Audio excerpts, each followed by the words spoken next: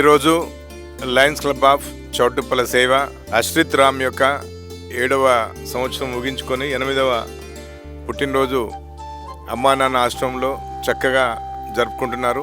అదేవిధంగా చౌటుప్పల సేవ వారు కూడా వారి యొక్క క్లబ్ మెంబర్స్ యొక్క బర్త్డేలు కానీ వెడ్డింగ్ డేలు కానీ ఎలాంటి సెరమనీస్ ఉంటే కూడా అవకాశం ఏమాత్రం ఉన్నా ఇలాంటి వాటిల్లో హంగర్ రిలీఫ్ కార్యక్రమం కింద చేస్తే చాలా బాగుంటుంది. రోజు ఒక 400 మందికి ఉచితంగా మార్నింగ్ అల్పాహారం అందజేస్తున్నారు. సో తప్పక చౌటుప్పల లాస్ట్ ఇయర్ ఒకసారి మాట్లాడినప్పుడు ప్రకాష్ గారు అన్నారు, ఏమాత్రం అవకాశం ఉన్నా ఈ యొక్క అల్పాహార కార్యక్రమం కానీ భోజన కార్యక్రమం కానీ డైలీ కానీ వీక్లీ కానీ అలాంటి కార్యక్రమాలు చేసినట్లయితే మనకు కూడా మంచిగా ఉంటుంది. అన్నదానాల కన్నా అన్నదానం కూడా గొప్పదంటారు. ఎందుకంటే సంతృప్తిగా తిన్నాక మంచిగా పెట్టారండి భోజనం అంటారు. సో మంచి కార్యక్రమాలు చేస్తున్నారు.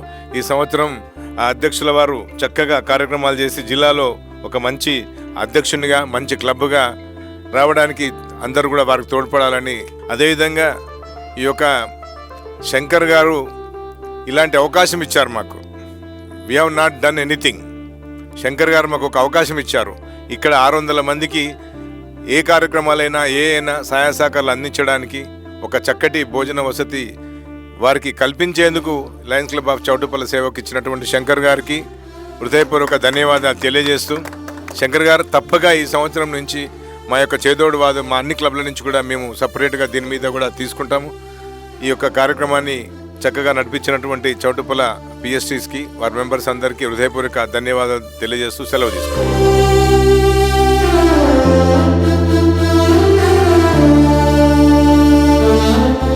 అమ్మా నాన్న అనాథాశ్రమంలోని అభాగ్యుల ఆకలి తీర్చేందుకు మానవతామూర్తుల అన్నదాతల సహాయాన్ని కోరుతున్నాము.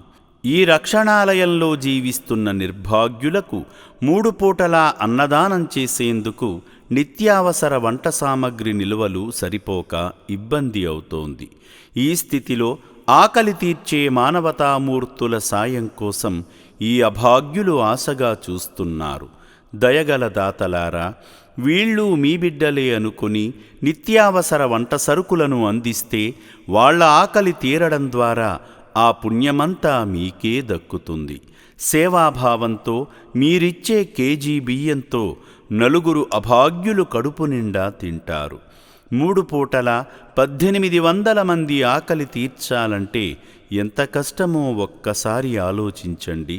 దయచేసి బియ్యము, పప్పు, నూనె, కూరగాయలు ఇలా ఏదైనా సాయమందించి శ్రీ పుణ్యలింగేశ్వరుని అనుగ్రహానికి పాత్రులు కండి.